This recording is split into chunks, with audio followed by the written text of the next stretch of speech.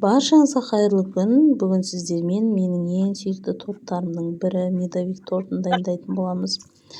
Өте керемет болып шығады. Міндетті түрде жасап көріңіздер. Ең әуелі табамызға медымызды, қантымызды және де маргаринімізді салып, барлығын жақсылап біркелкі болғанша араластырамыз. Одан соң бір шай қасықпен ас содасын саламыз. Көлемі осылай үлкейеді, түсі де өзгереді.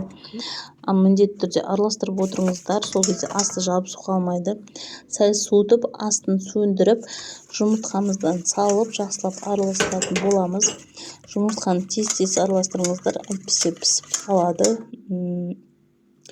Одан соң ұнымыздан саламыз. Ұнымызды салған кезде мен күрекшенің көмегімен араластырдым ең әуелі. Өйткені масса ыссы болғандықтан. Содан соң суығаннан кейін ғана қолымның көмегімен осындай біркелкі тесті жасайтын боламын. Барлық қанша не керектігі жөнінде видеоның астына описание бөліміне тастап кетемін. Видео ұнаса, міндетті түрде достар қолдап, бағалап, лайк басып, комментарий жасап, подписка жасап кетіңіздер, өтініш.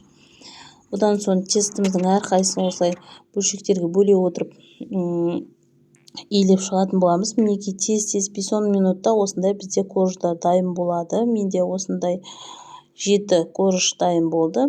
Айналасын осындай көрсеткендей видеодағыдай крышкамен түзелесеңіз де болады. Ендеше тортымызды жинауға кірісейік. Мен обычный сливкамен 33% сахарный пудра алдым. Арасында вареный сгущенканы да қолданамын. Ол да ерекше дәм береді. Осы жолы қоспадым. Кезек-кезек жаға отырып, барлығын осылай бір-бірінің үстіне қойып жинап шығатын боламыз.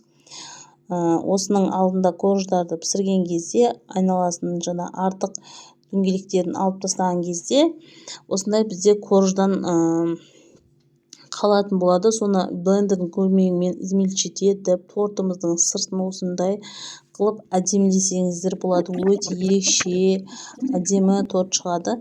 Мен ортасына осындай қақпақ қойып, әдемілеп тортымды ерекше қылдым.